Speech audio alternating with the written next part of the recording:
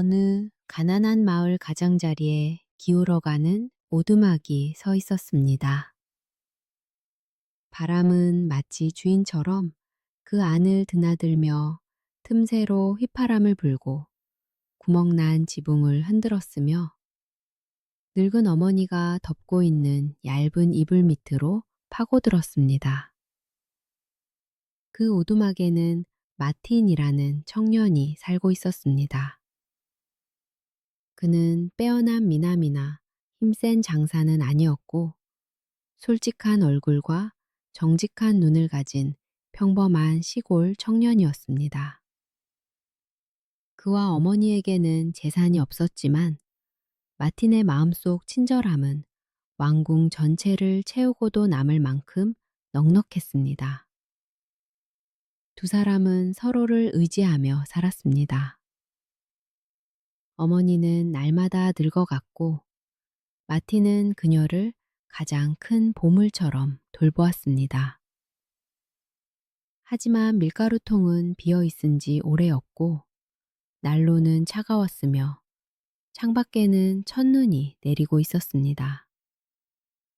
겨울이 문턱까지 왔지만 대접할 것이 아무것도 없었습니다. 궁주림은 초대받지 않은 끈질긴 손님입니다.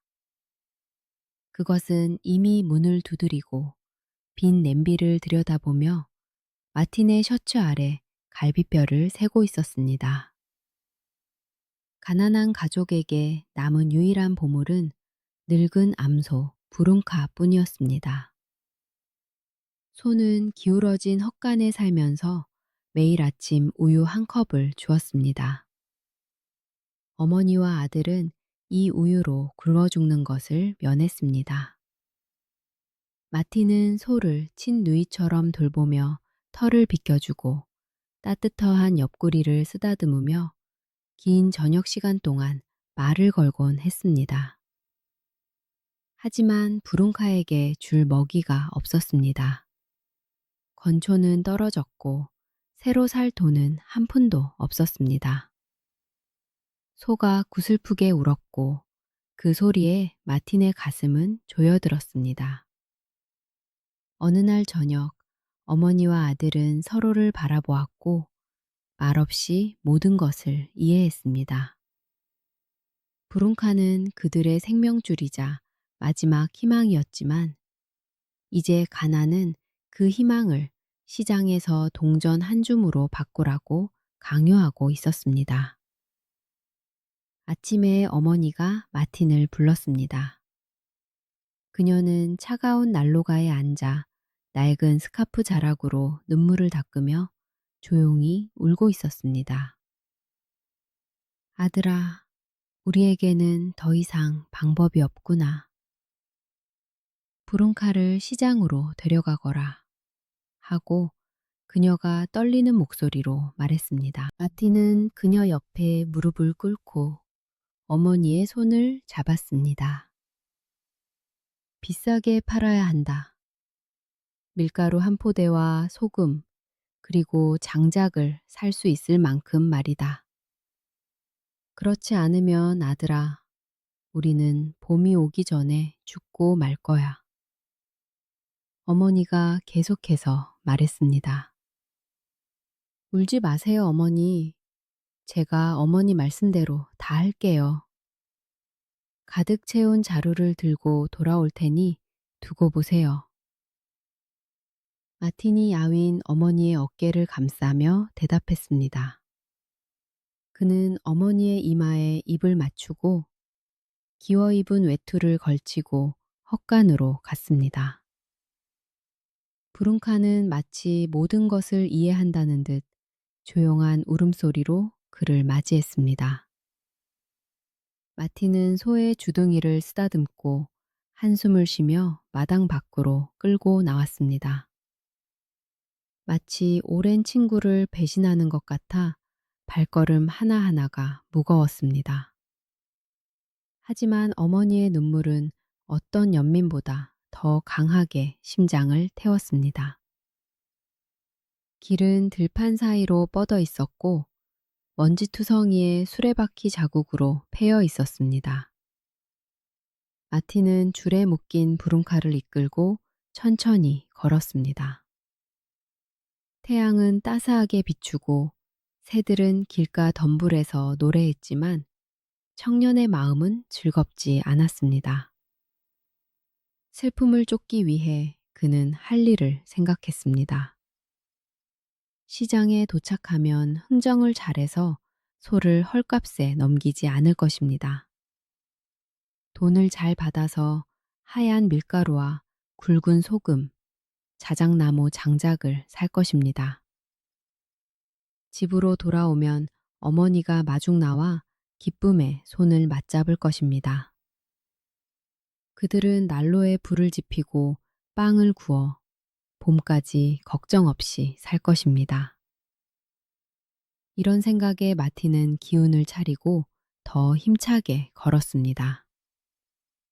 곧 성문이 보였고 그 뒤로 시장의 소음과 웅성거림이 들렸습니다. 그는 운명이 그에게 전혀 다른 만남을 준비해 두었다는 사실을 모른 채 희망을 품고 그곳으로 향했습니다.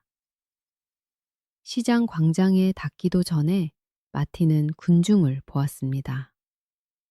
사람들이 둥그렇게 서서 구경만 할 뿐 아무도 나서지 않았습니다.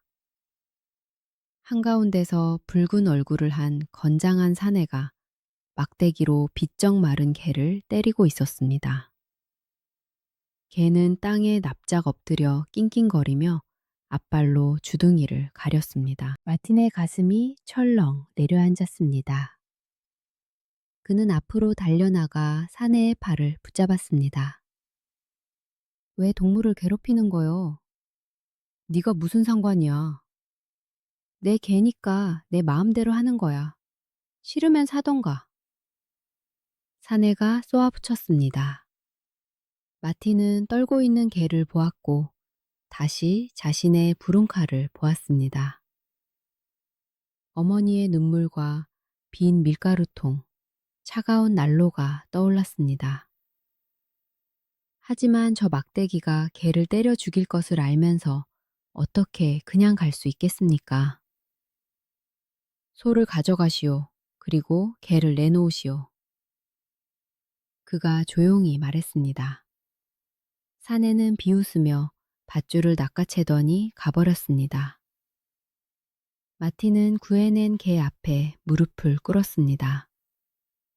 개는 그의 손을 핥았고 그 눈에는 밀가루 한 포대보다 더 값진 감사가 빛나고 있었습니다. 너는 주룩하다.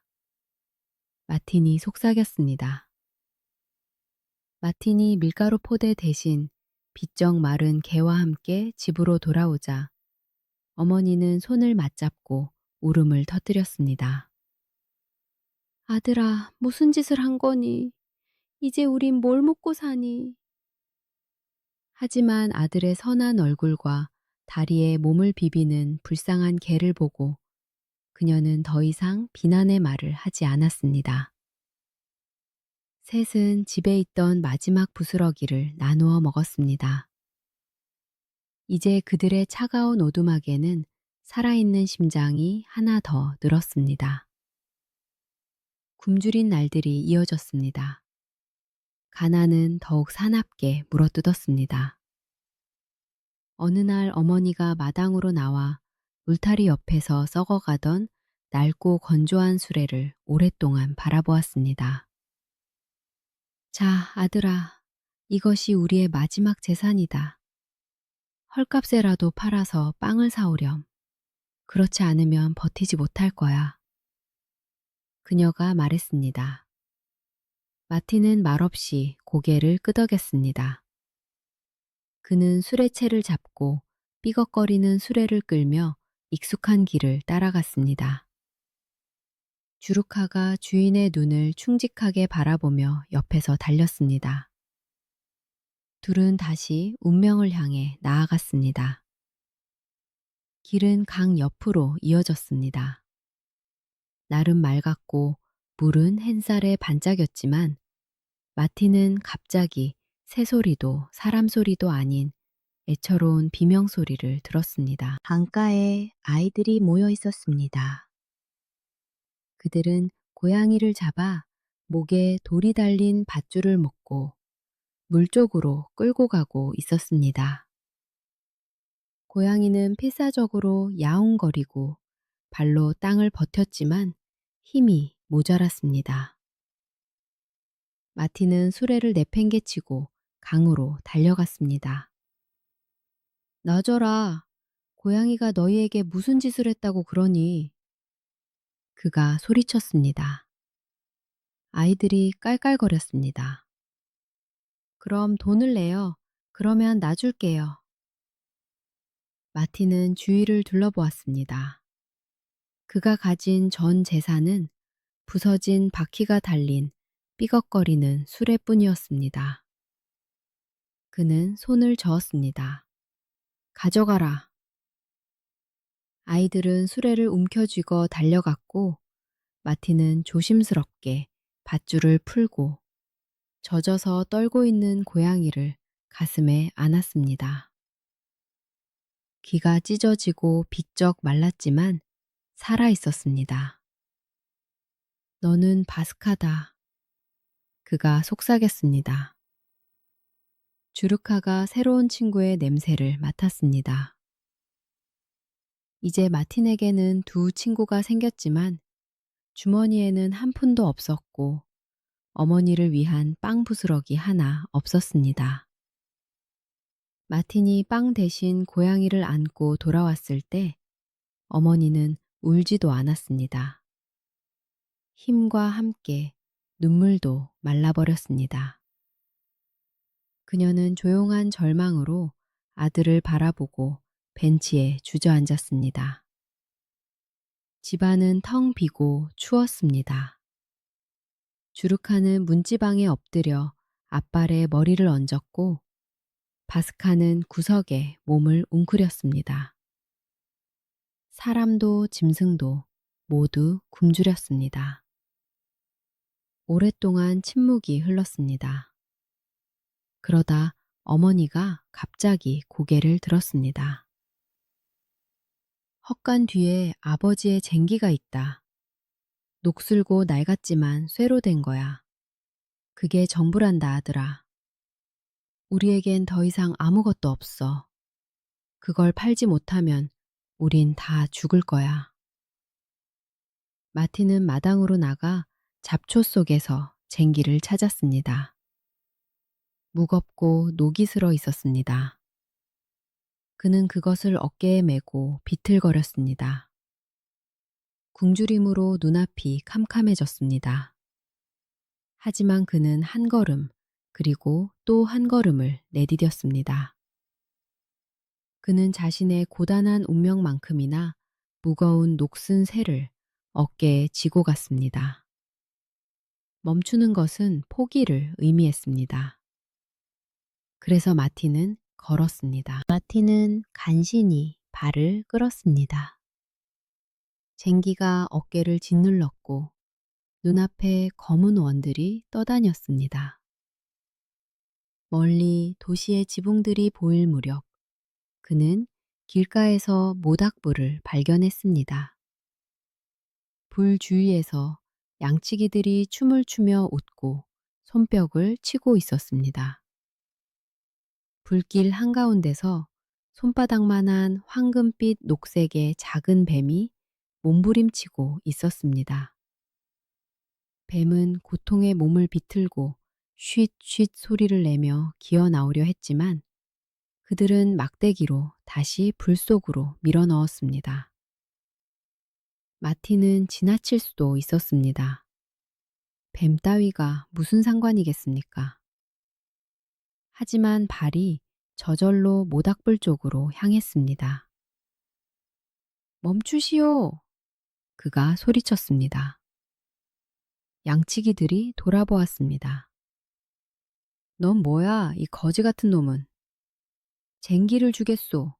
뱀을 꺼내주기만 하시오. 양치기들은 서로 쳐다보더니 폭소를 터뜨렸습니다. 그들은 녹슨 새를 챙겨서 바보라고 고개를 저으며 떠났습니다. 마틴은 숯불 속에 손을 집어넣었습니다. 고통이 피부를 태웠지만 그는 뱀을 꺼내 가슴에 안았습니다. 뱀은 살아 있었습니다. 숨을 쉬고 있었습니다. 그리고 그것은 어떤 쟁기보다 더 가치가 있었습니다. 마틴은 뱀을 시원한 풀 위에 내려놓았습니다. 뱀은 가만히 누워 있었고 옆구리만 조용히 오르내렸습니다. 그리고 기적이 일어났습니다. 뱀이 머리를 들었고 두 개의 황금 불꽃 같은 눈이 마틴의 영혼을 똑바로 바라보았습니다.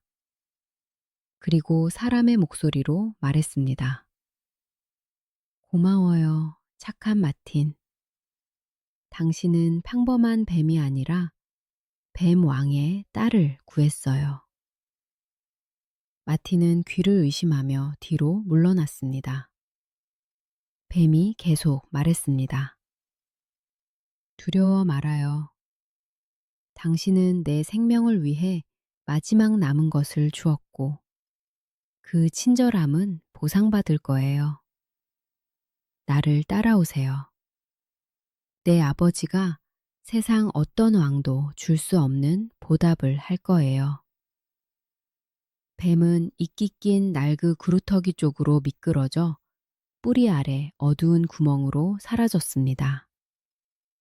마틴은 잠시 멈칫했습니다. 그러다 피로와 화상 입은 손도 잊은 채 고통은 쉿쉿 소리가 기적의 약속으로 바뀐 그곳으로 발을 들여놓았습니다. 그들은 점점 더 깊이 내려갔습니다. 좁은 구멍은 넓은 통로로 변했고 어둠이 물러가고 부드러운 빛이 나타났습니다. 갑자기 마틴 앞에 숨이 멎을 듯한 지하 세계가 펼쳐졌습니다. 바위를 깎아 만든 거대한 궁전이 있었습니다.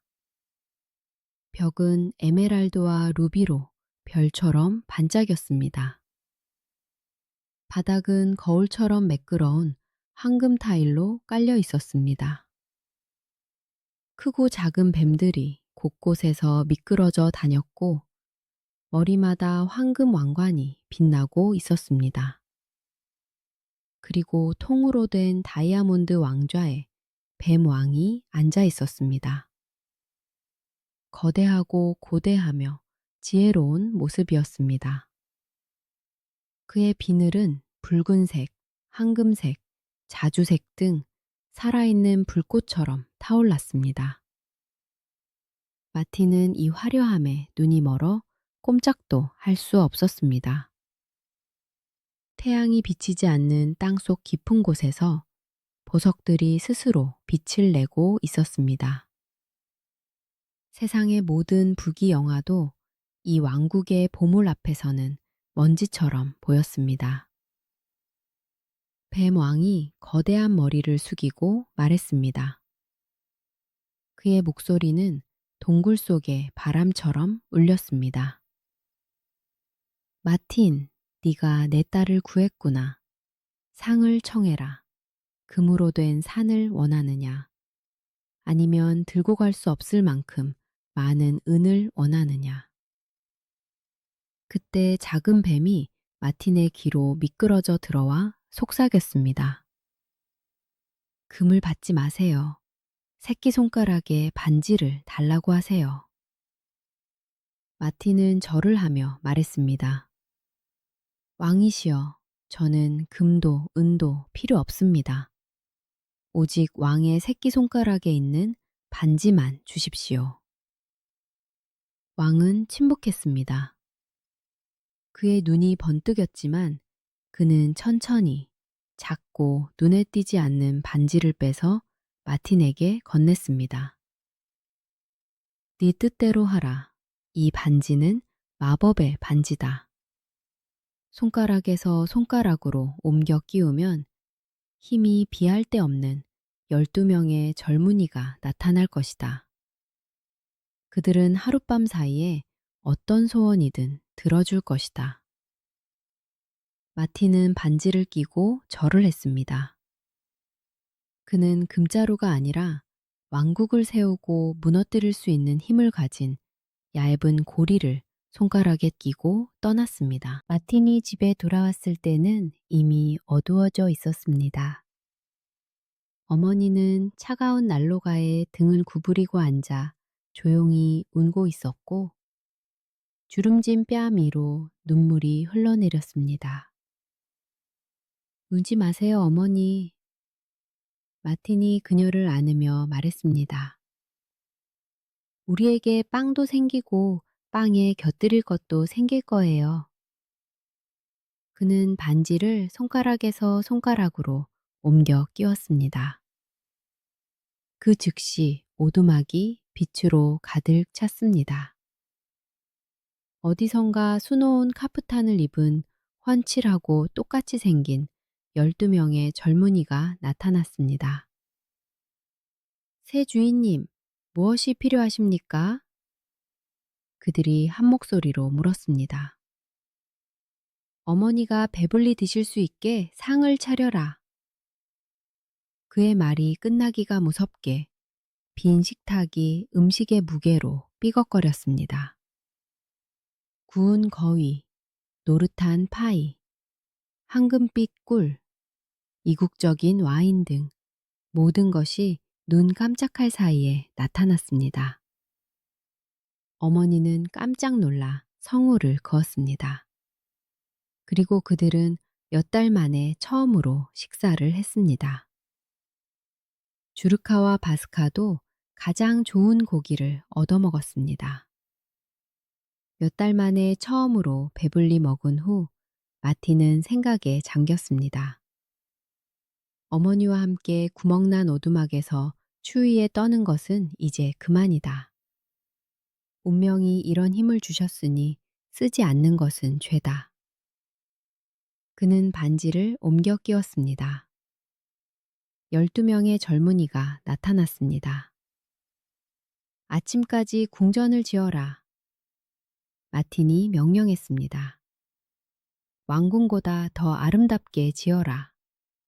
황금 지붕과 꽃이 만발한 정원이 있게 하고 내 현관부터 왕궁까지 수정 다리를 놓아라. 분부대로 하겠습니다, 주인님. 밤새 창밖에서는 보지 못한 일들이 벌어졌습니다. 망치 소리도 굉음도 없이 오직 조용한 빛과 그림자의 움직임뿐이었습니다. 어머니와 마틴은 따뜻하게 잠들었고 주르카와 바스카는 그들의 발치에 웅크리고 잤습니다. 해가 떴을 때 마틴은 현관으로 나와 탄성을 질렀습니다. 어제 바람이 드나들던 구멍난 지붕이 있던 자리에 황금돔이 빛나고 있었습니다. 그리고 강 건너 왕궁 정문까지 가장 순수한 수정으로 만든 다리가 뻗어 있었습니다. 그날 아침 왕이 발코니로 나왔다가 깜짝 놀랐습니다. 자신의 궁전 맞은편에 기적이 빛나고 있었습니다. 황금 돔이 있는 저택과 강을 가로질러 굳어버린 무지개처럼 햇살에 반짝이는 순수한 수정 다리가 뻗어 있었습니다.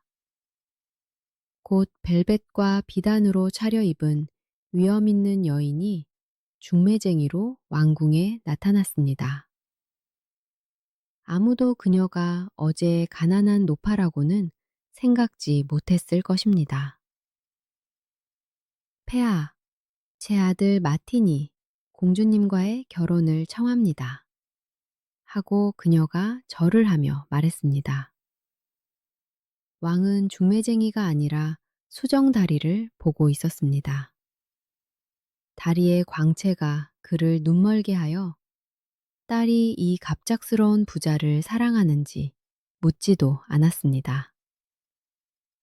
좋다! 왕이 외쳤습니다. 그런 사위라면 내 마음에 든다. 공주는 어땠을까요?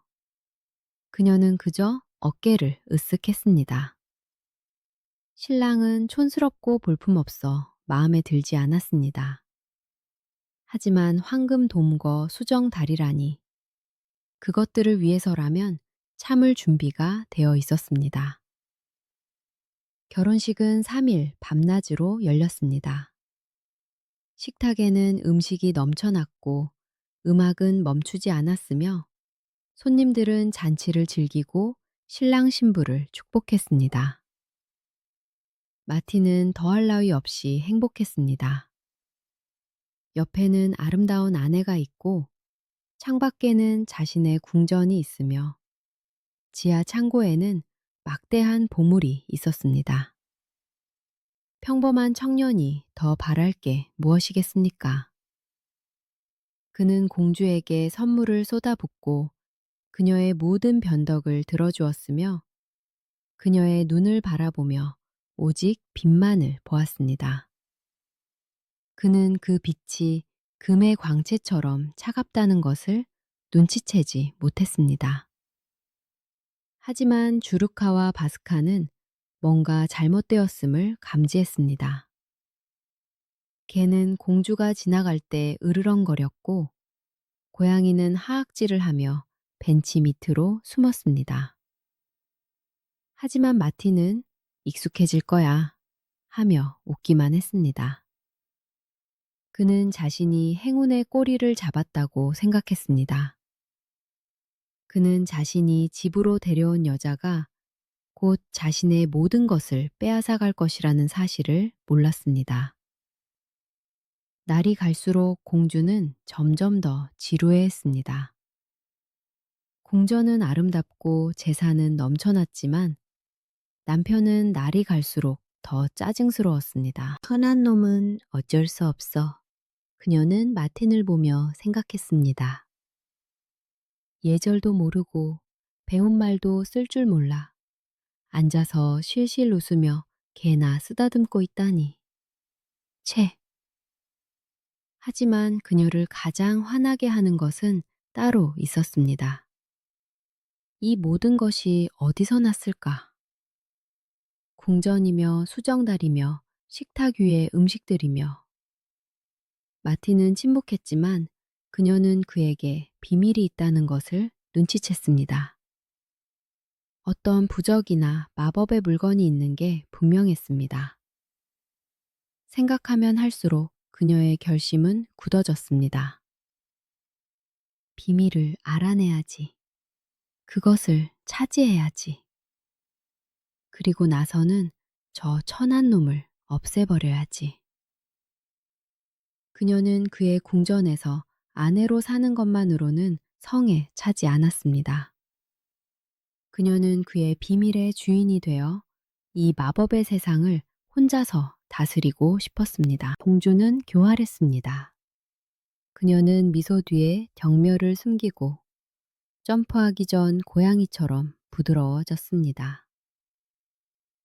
어느 날 저녁 그녀는 마틴을 식탁에 앉히고 달콤한 와인을 따라주고 어깨에 머리를 기대며 옆에 앉았습니다.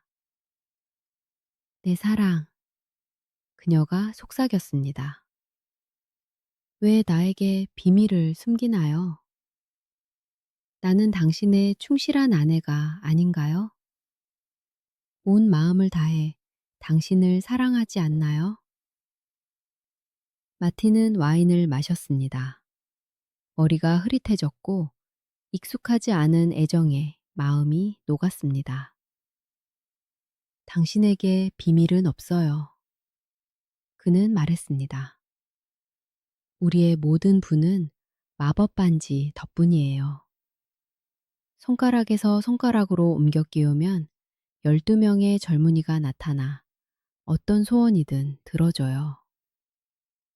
그는 그녀에게 마음과 비밀을 열었지만 그녀가 아내가 아니라 남의 자물쇠 열쇠를 찾는 도둑처럼 듣고 있다는 것을 눈치채지 못했습니다. 공주의 눈은 이미 포식자의 불꽃으로 타오르고 있었습니다. 이제 그녀는 모든 것을 알았습니다. 밤은 어둡고 달이 없었습니다. 마틴은 깊이 잠들었습니다. 달콤한 와인이 효과를 발휘했습니다. 그는 옆에 불행이 다가오는 줄도 모르고 꿈속에서 미소 지었습니다. 공주는 그림자처럼 소리 없이 침대에서 일어났습니다. 숨을 죽이고 남편에게 다가갔습니다. 심장이 두려움이 아니라 기대감으로 쿵쾅거렸습니다.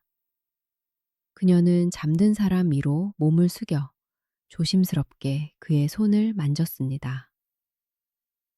여기 있구나. 손가락에 끼워진 평범한 반지. 누가 그 안에 그런 힘이 있을 거라고 생각했을까요? 천천히 손가락 하나하나 그녀는 반지를 뺐습니다. 마티는 꿈속에서 한숨을 쉬었지만 깨지 않았습니다.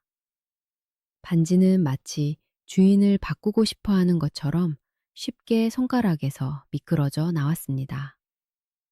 그리고 그것과 함께 그의 모든 행운도 떠났습니다.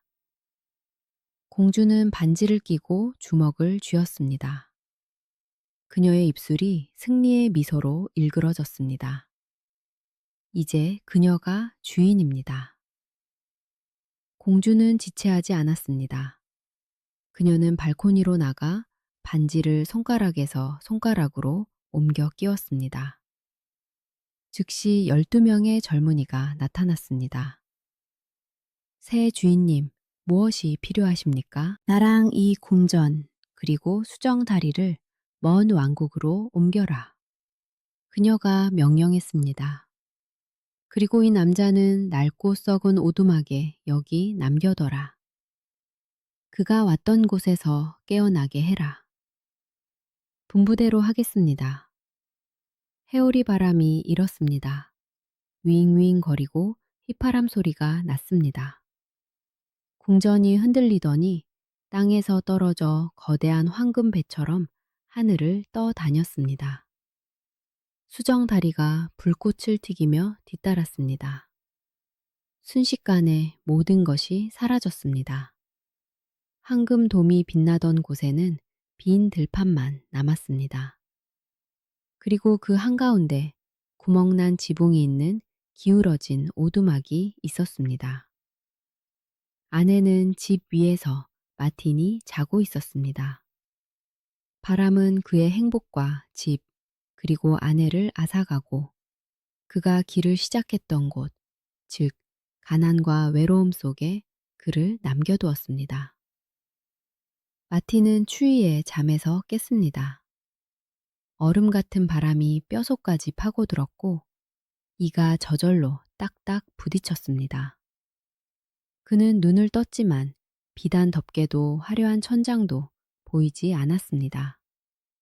그 위에는 틈새로 눈이 쏟아지는 낡은 오두막에 그을린 지붕이 걸려 있었습니다.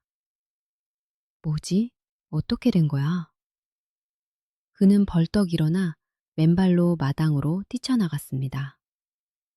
어제 궁전이 빛나던 곳은 눈 덮인 빈 들판 아니었습니다. 수정다리가 뻗어 있던 곳에는 어두운 강만 있었습니다. 마틴은 자신의 손을 보았습니다. 손가락은 비어 있었습니다. 그는 모든 것을 깨달았습니다. 아내가 그를 속이고 털어가고 버린 것입니다. 궁전 다리부 12명의 젊은이가 준 모든 것을 가져갔습니다. 꿈은 끝났습니다. 마틴은 다시 썩은 내 벽과 틈새로 들어오는 바람만이 유일한 재산인 악몽 속에서 깨어났습니다. 같은 날 아침, 왕도 잠에서 깼습니다. 발코니로 나왔다가 깜짝 놀랐습니다. 맞은편에 궁전이 없었습니다. 수정 다리도 없었습니다. 그리고 딸이 흔적도 없이 사라졌습니다. 왕은 분노로 얼굴이 붉어졌습니다. 마법사다. 그가 포효했습니다. 다 저주받은 마법사 짓이다. 내 딸을 파멸시켰어.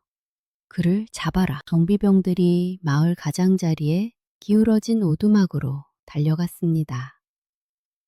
마티는 허공을 응시하며 문지방에 앉아 있었습니다. 그는 저항하지 않았습니다. 그럴 필요가 없었으니까요.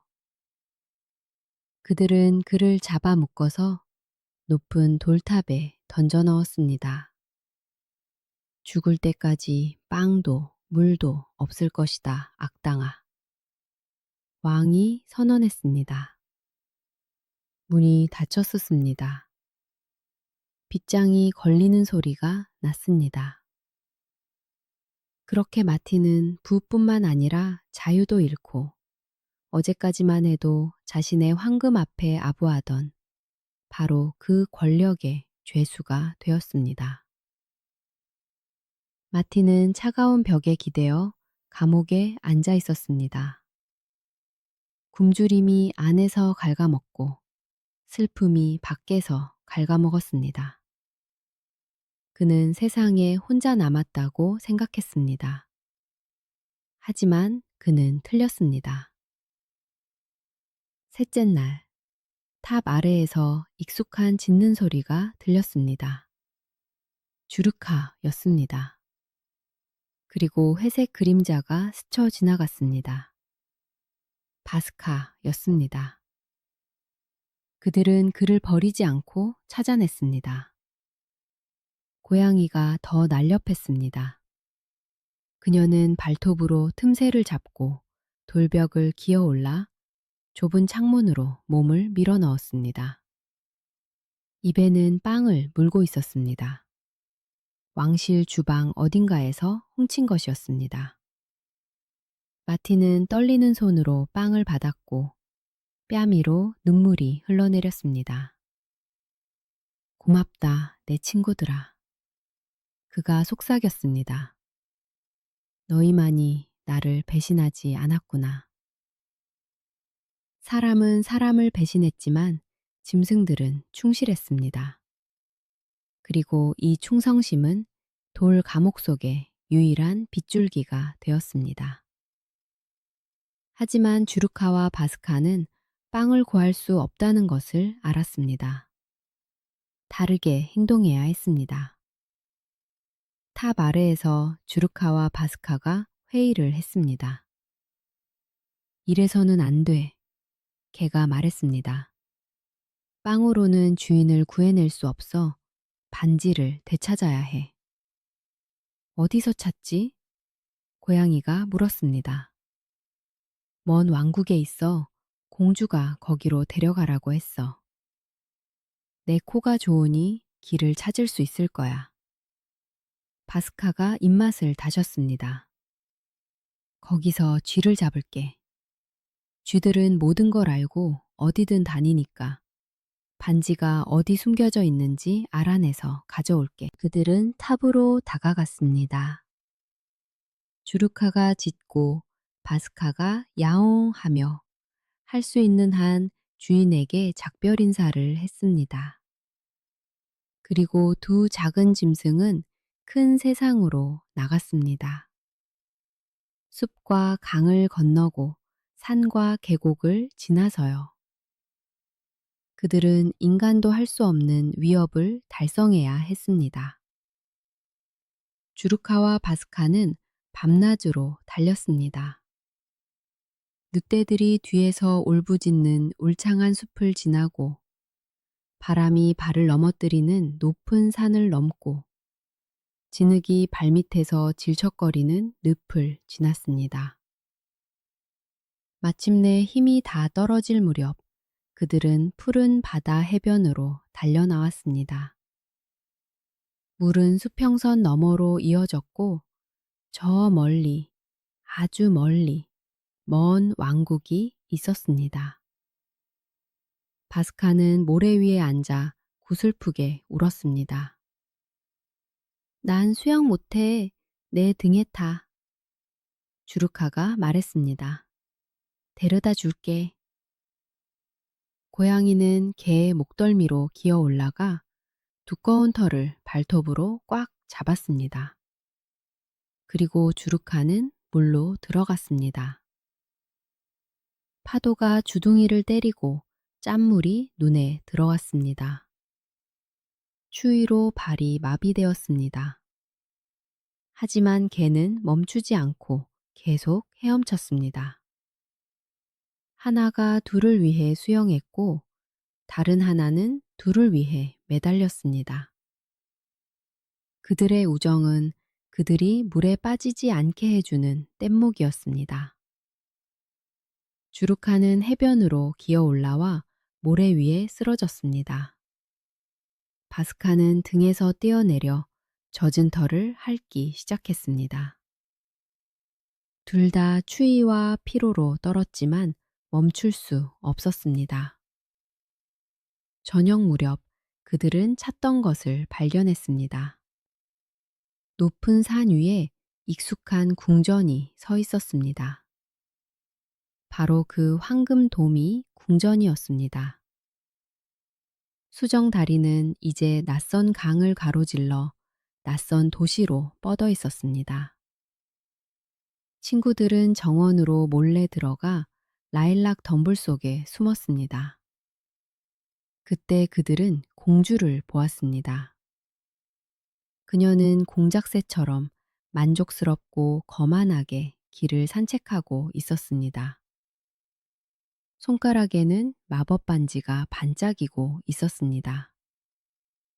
그녀는 덤불 뒤에서 결의에 찬 네 개의 눈이 불타오르고 있다는 것을 모른 채 훔친 행복을 왕관처럼 쓰고 있었습니다. 힘으로는 못 빼서 주루카가 속삭였습니다. 꾀를 써서 얻어야지. 바스카가 대답했습니다. 그날 밤 바스카는 궁전 지하실로 몰래 들어갔습니다. 밀가루 포대 사이로 쥐들이 돌아다니고 있었습니다. 고양이는 숨어 있다가 단 한 번의 도약으로 가장 크고 날랜 쥐를 잡았습니다. 쥐는 공포에 질려 찍찍거리고 발톱 안에서 몸부림쳤습니다. 조용히 해, 바스카가 말했습니다. 떨지 마. 심부름을 해주면 안 잡아먹을게. 무슨 심부름이요? 쥐가 온몸을 떨며 물었습니다. 잘 들어. 궁전에 사는 공주가 마법 반지를 끼고 있어. 낮에는 손가락에 끼고 밤에는 아무도 훔쳐가지 못하게 입에 물고 자. 침실로 몰래 들어가서 꼬리로 콧구멍을 간지럽혀 재채기를 해서 반지를 떨어뜨리게 해. 그걸 잡아서 나한테 가져와. 만약 실패하면 그럼 널 잡아먹을 거야. 바스카가 간단히 대답했습니다. 쥐는 잠시 생각했습니다. 할게요. 그렇게 쥐의 목숨은 공주의 반지와 교환되었습니다. 세상에서 가장 교활한 고양이만이 생각해낼 수 있는 거래였죠. 자정입니다. 궁전은 잠들었습니다. 작은 쥐가 벽에 붙어 복도를 미끄러져 갔습니다. 공주의 침실입니다. 그녀는 비단베개 위에 누워 입술을 꽉 다물고 있었습니다. 꿈속에서도 보물을 지키고 있었죠. 쥐는 침대로 기어 올라갔습니다. 심장이 미친 듯이 뛰었습니다.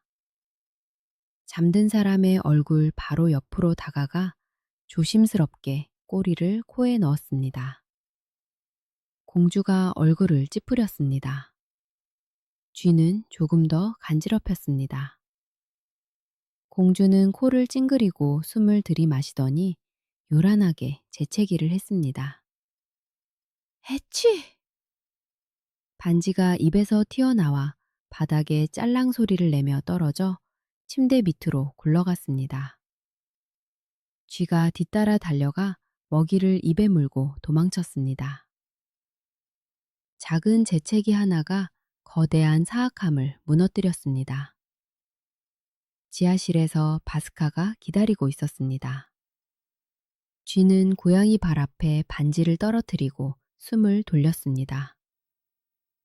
잘했어. 바스카가 말했습니다. 가봐. 넌 자유야. 그리고 반지는 짤랑거리며 진짜 주인을 아는 이들에게 돌아왔습니다. 반지를 입에 문 바스카가 주루카의 등에 올라탔고 친구들은 바다로 달려갔습니다. 승리다! 반지를 얻었다! 그들의 마음은 기쁨으로 노래했습니다. 하지만 해변에 도착했을 때 기쁨은 가라앉았습니다. 바다는 전보다 더 넓어 보였습니다. 파도는 더 높이 치솟았고 바람은 정면으로 불었습니다. 주루카는 물에 들어가 헤엄쳤습니다. 피로로 발이 윙윙거렸고 털이 젖어 바닥으로 끌어당겼습니다. 바스카는 반지를 입에 꽉 물고 등 위에 앉아 침묵했습니다. 소중한 짐을 떨어뜨릴까봐 겁이 났습니다. 야! 주루카가 헐떡였습니다. 말 좀 해봐. 힘들어 죽겠어. 바스카는 침묵했습니다. 개는 서운해서 으르렁거렸습니다. 마지막 힘을 다해 헤엄치는데 고양이는 입에 물을 머금은 듯 말이 없었습니다. 그들은 구원을 나르고 있었지만 피로는 나쁜 동행이었습니다. 바다는 그들을 쉽게 놓아주고 싶어 하지 않는 것 같았습니다. 바다 한가운데쯤 왔을 때 주루카가 참지 못하고 말했습니다. 바스카, 반지 잃어버린 거 아니지? 침묵. 야, 들려. 반지 멀쩡하냐고. 바스카는 멀쩡해 라고 소리치고 싶어서 입을 열었습니다. 반지가 이빨 사이로 미끄러져 나와 퐁덩 물속으로 사라졌습니다. 무슨 짓을 한 거야? 주루카가 울부짖었습니다. 다 끝장이다. 반지는 어두운 깊은 곳으로 가라앉고 있었습니다. 그때 은빛 그림자가 아래에서 솟구쳤습니다. 큰 강꼬치 고기가 반짝이는 먹이를 채가서 헤엄쳐 갔습니다. 주루카는 당황하지 않았습니다. 그는 잠수해서 앞으로 돌진하여 미끄러운 물고기 꼬리를 이빨로 물었습니다. 강꼬치 고기가 몸부림쳤지만 개는 꽉 잡았습니다. 간신히 그들은 해변에 도착했습니다. 주루카는 강꼬치 고기를 모래 위에 던졌고 바스카가 발톱으로 배를 갈랐습니다. 바로 거기 반지가 있었습니다. 물고기 뱃속에 온전하게 들어 있었습니다. 바다가 보물을 가져갔지만 행운의 강이 포식 물고기의 이빨을 통해 다시 돌려주었습니다. 그들은 쉬지 않고 달렸습니다. 숲을 지나고 들판을 지나 익숙한 탑이 보일 때까지요. 탑 아래에서 주루카는 힘껏 짖었습니다. 바스카는 돌을 타고 좁은 창문으로 올라가 안으로 몸을 밀어 넣었습니다. 마티는 차가운 바닥에 누워 있었고 천처럼 창백했습니다. 그는 거의 숨을 쉬지 않았습니다. 굶주림과 슬픔이 마지막 힘을 앗아갔습니다. 고양이가 다가가 조심스럽게 반지를 그의 가슴에 올려놓았습니다. 마티는 눈을 떴습니다. 처음에는 바스카를 보았고 그 다음 아래에서 주루카가 짖는 소리를 들었습니다. 그리고 가슴 위에서 익숙한 무게를 느꼈습니다. 작은 황금 고리였습니다. 내 친구들. 그가 속삭였고 움푹 들어간 뺨 위로 눈물이 흘렀습니다. 돌아왔구나. 그는 반지를 주먹에 쥐었고 힘이 돌아오기 시작했습니다. 고양이 입에 실려온 작은 고리는 감옥의 열쇠여이자 새로운 삶으로 가는 문이 되었습니다. 마틴은 길고 끔찍했던 날들 만에 처음으로 반지를 손가락에 끼고 옮겼습니다. 수놓은 카프탄을 입은 훤칠한 12명의 젊은이가 나타났습니다. 주인님, 무엇이 필요하십니까? 먼저 배불리 먹게 해다오. 마틴이 말했습니다. 그리고 내 궁전과 수정 다리를 원래 있던 자리로 되돌려라. 그들이 있어야 할 곳으로 분부대로 하겠습니다. 순식간에 마틴 앞에 음식이 가득한 식탁이 나타났습니다. 그는 허겁지겁 먹으며 지친 몸에 생명이 돌아오는 것을 느꼈습니다. 또 한순간 감옥의 돌벽이 먼지로 부서졌습니다. 해오리 바람이 마틴을 들어올려 빙글빙글 돌리더니 빛나는 궁전의 현관에 내려놓았습니다. 세상이 다시 제자리를 찾았습니다. 궁전은 언덕으로 돌아왔고 수정 다리는 강 위에서 반짝였으며 정의는 마틴의 삶으로 돌아왔습니다. 아침에 왕이 발코니로 나왔다가 눈을 비비며 멈춰 섰습니다. 황금 돔이 있는 궁전이 다시 그 자리에 서 있었습니다. 수정 다리는 아무 일 없었다는 듯 강 위에서 빛나고 있었습니다. 그럴 리가. 왕이 중얼거렸습니다. 그는 계단을 뛰어내려와 궁전으로 달려갔습니다. 심장이 조여들었습니다. 마틴을 감옥에 가둬 죽게 내버려 두었으니까요. 하지만 현관에는 마틴 자신이 서 있었습니다. 살아있고 건강하며 화려한 카프탄을 입고 있었습니다. 옆에는 충실한 개와 회색 고양이가 앉아 있었습니다. 왕은 무덤에 가는 줄 알았는데 잔치에 왔습니다. 용서하게 마틴 왕이 무릎을 꿇으며 외쳤습니다. 내가 눈이 멀어 불공평했네. 그의 분노는 아침 햇살 아래 안개처럼 녹아내렸습니다. 공주도 궁전과 함께 돌아왔습니다. 마틴이 살아서 건강한 것을 보고 그녀의 얼굴은 공포로 하얗게 질렸습니다. 그녀는 그의 발에 몸을 던져 울며 손을 비틀었습니다. 마틴, 내 사랑. 이건 다 내가 한 게 아니에요. 마법에 걸려서 속았어요. 그러려던 게 아니에요. 하지만 마틴은 차갑고 침착하게 그녀를 바라보았습니다. 그는 달콤한 와인과 다정한 말, 그리고 아침의 빈 손가락을 기억했습니다. 애쓰지 마. 그가 말했습니다. 난 더 이상 너를 믿지 않아. 그런 아내는 필요 없어. 그는 왕에게 몸을 돌렸습니다. 딸을 데려가시오. 당신과 함께 살게 하시오. 공주는 끌려갔습니다. 황금도 궁전도 권력도 없이 오직 수치심만 가지고 떠났습니다. 마틴은 그녀에게 자유를 돌려주었지만 자신의 마음은 거두었습니다. 그녀는 자신이 가장 사랑했던 것, 즉 자신과 함께 남았습니다. 하지만 주머니에는 한 푼도 없었죠. 궁전은 공주가 없어서 비었지만 오히려 더 따뜻해졌습니다. 가장 먼저 마틴은 어머니를 모셔오게 했습니다.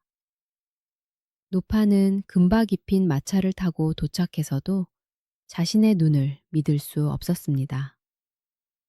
가난한 과부였던 자신이 궁전에서 살다니요. 어머니, 마틴이 그녀를 안으며 말했습니다. 이제 어머니가 이곳의 주인입니다. 모든 것이 어머니 것입니다. 그리고 왕자 옆에 마티는 방석 2개를 놓게 했습니다. 하나는 주르카를 위해, 다른 하나는 바스카를 위해서요. 개와 고양이는 비단 위에서 자고 은접시로 밥을 먹었습니다. 이 거대한 궁전에서 가장 귀한 손님은 왕이나 왕자가 아니라 늙은 여인과 충실한 개, 그리고 영리한 고양이였습니다. 이것이 진짜 가족입니다. 배신하지 않는 가족이죠. 마티는 행복하게 살았습니다. 어머니는 생이 끝날 때까지 아무런 부족함이 없었습니다. 주르카와 바스카는 황금 접시로 먹고 깃털 침대에서 잤습니다. 그럴 자격이 있었으니까요. 마법 반지는요, 상자 안에 넣어두고 마티는 거의 사용하지 않았습니다. 그는 중요한 것을 깨달았습니다. 힘은 반지에 있는 것이 아니라는 것을요. 매일 저녁 난로가에 앉아 충실한 친구들을 쓰다듬으며 그는 알았습니다. 가장 강력한 마법은 황금고리의 마법이 아니라 충성심의 마법이라는 것을요. 사고 팔 수 없는 바로 그 충성심 말입니다. 이제 이야기가 끝났습니다. 듣는 사람은 훌륭한 사람입니다. 이 이야기를 들은 모든 이가 기억하기를 착한 마음은 어떤 보물보다 값지고 충실한 친구는 왕국 전체보다 소중하다는 것을요.